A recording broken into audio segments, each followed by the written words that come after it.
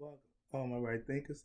Thanks for tuning in to check out your boy, P Funk. Thinking right in my living room, where I do what I do for you today. Right in 25 Rule Live By Storytelling. Story with a message and a story for life.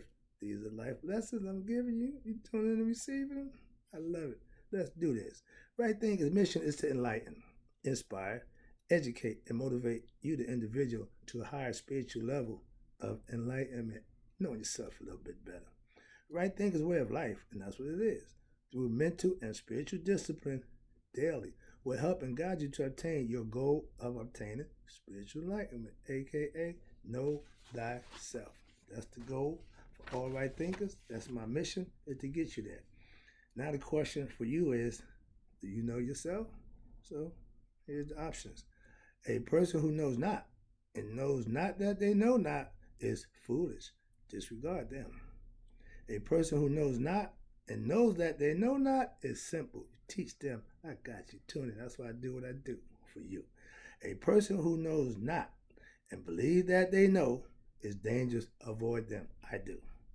A person who knows not, a person who knows but knows not that they know is spiritually asleep. I can awaken you with, I'm the spiritual alarm clock. I wake you up with knowledge of self. That's what I do. A person who knows and knows that they know is wise. Follow them. All these persons reside in you. Right thinkers, know thyself. To my eye, be true. You know the deal. Today, we're going to talk about something near and dear to my heart. I'm about to switch gears on my lessons of right thinking, my classes. So we're going to the next level where right thinkers, let's talk about what is the purpose of meditation. Yeah, I'm going to take them over to the yogi, put my yoga thing in effect, show them how much I know about meditation, yoga, and the kundalini, serpent power, all that good stuff that mentally challenging that I can educate them on. So today, we can talk about the purpose of meditating. Let me open up with this one. You know that all human beings, excuse me, desire to experience what?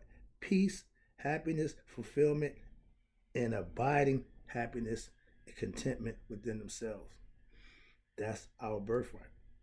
But happiness as well as self knowledge is the key there, aka spiritual knowledge, is the way to get you to open up your higher level of understanding, your consciousness. Now we start to deal with the thought process, okay? And to learn the secrets of what? The universe. That includes the question that most human beings, all of us have the question, who am I? Why am I here? That's a human question. And with meditation, you get that question answered for yourself. Nobody got to tell you. You can go and get that answer for yourself. It's within yourself. Watch this. We want to know, who am I? That's right. Where do I come from? And more importantly, who is God? Right? Thinker's goal is to get you to answer all those questions for yourself. And I have the answers. The one obstacle that will prevent you from attaining self-knowledge, ignorance. Ignorance don't mean you're stupid or dumb. It just means not knowing. You can combat ignorance with knowledge.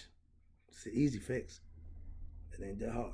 But that's what we need to do. That's my concept. That's why I teach. Why? To instill knowledge to get you to thinking. I want you thinking. I ain't trying to tell you how I want to think about. I just want you to think for yourself. If you can think, you can obtain God. Let's talk about the purpose of meditation. Meditation have two stages. One's called informal and one's called formal. Break that down for you. First stage, formal. That means living virtuous in the ultimate goal of right thinkers to attain what? Nihas. Formal meditation meaning you study to learn about the spiritual mysteries, aka sematoi. That's what the Egyptian yoga, that's the phrase for Egyptian yoga, sematoi. Okay? Yogic disciplines like stage one, informal, means all the time you stay in a mental state, of meditative state of mind. That's the state of mind that I live in. I keep God on my mind. It's called being God conscious. But in meditative state of mind, it's called informal, constant state of mind. Stage two is called formal meditation.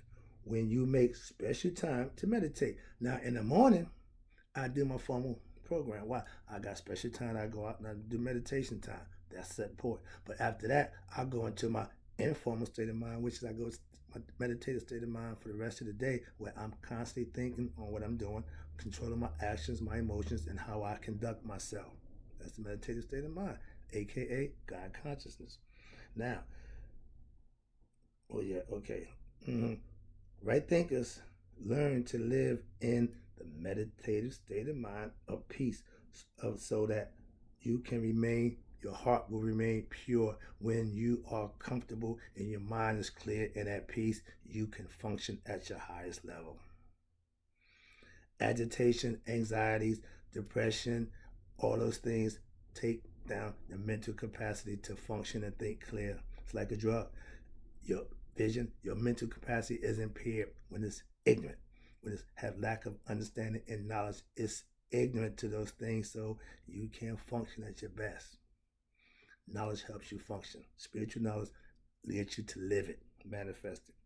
The next one is right thinking philosophy works on what? Purifying your heart and making the heart-mind connection. Remember, heart-mind coherence. That's what I'm trying to get you to understand. Your emotions are controlled by the heart. Your thought process is controlled by the mind. You put them together, you become enlightened to yourself. That's what enlightenment means. Knowing you. I'm not getting excited. Calm down. All right, here you go.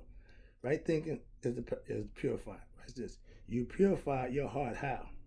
By daily living a righteous and virtuous lifestyle, aka meditative state of mind, aka God consciousness. I do what's right because that's the right thing to do, and that's what I do for myself. Every individual has the right to make that decision for themselves. A purified mind is what? A meditative mind, and then what? It's at peace. I'm comfortable in my skin, no matter what situation I'm in. That's what's all about, being cool, maintaining and acquiescing to any situation you're confronted with. If your mind is not at ease, if you're agitated, if you got all other things going on, that's just going to add to the problem, compounding your problems mentally, okay? Purified mind is one of what? Positive thoughts, righteous actions. If I can't think clear, I can't act on clarity. If my mind is confused and not on point, my actions are going to show it, okay? Formal and informal meditations works. It's up to you to use them to your benefit. I just told you how I use mine. Once you understand how it works, you can use it to your leisure, to your benefit. That works for you. Now, to reach Nihas, aka spiritual awakening, it has many names. Also, they call it the resurrection, the liberation, enlightenment. Whatever you call it is something that you have to do. So the name don't really make a point. It's how you get there to be considered liberated, resurrected, or enlightened. It's work. Gaining spiritual knowledge, understanding yourself, and manifesting for yourself your understanding of God. Now, it's got 3 steps of meditation. We're going to learn all this. This is good stuff here. This is where I get to teach, and I ain't got to worry about a whole bunch of other stuff, because now I'm doing what I do, teach. All right, 3 steps. These lessons is this lesson is there for 3 states of mind. You must master them to reach Nihas. These 3 states are concentration. Ancients called it Ma, M-A-U. It means to think, to ponder, to fix your attention on something, to concentrate. In other words, pay attention. We can't afford free speech. Ignorance is high finance. It's going to cost you a lot more to be ignorant than it would to buy in and pay attention and learn. I'm just saying. The next one is meditation. That's called U-A-A.